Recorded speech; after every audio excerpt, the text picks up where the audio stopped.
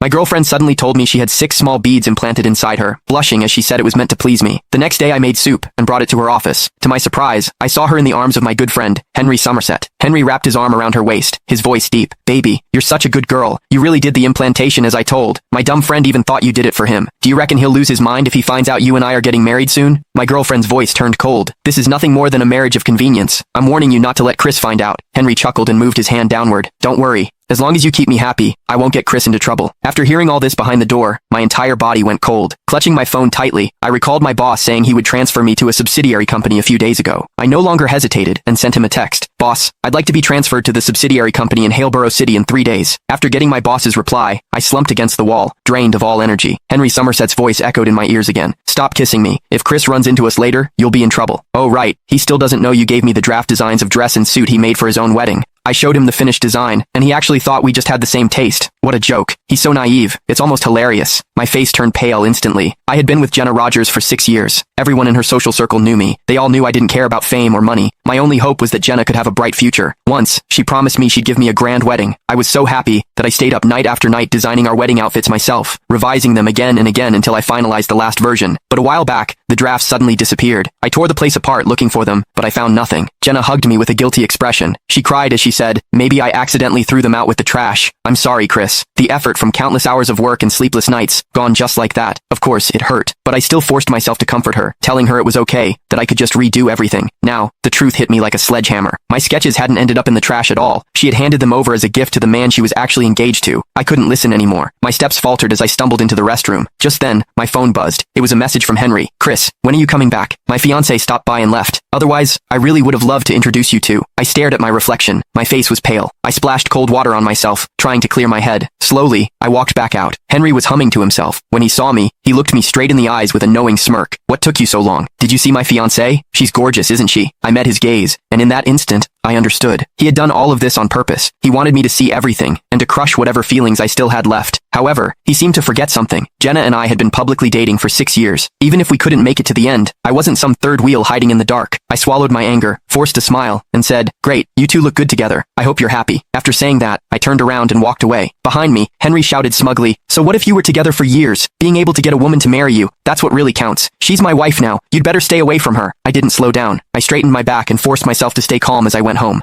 Jenna got there before me. When she saw me come in, she immediately smiled and opened her arms like she always did. "Honey, you're home." I instinctively stepped aside. Her arms froze in midair, surprise flashing across her face. I glanced at the skirt she was wearing. It wasn't the one she had worn when she left that morning. "Looks like you changed your skirt." The confusion in Jenna's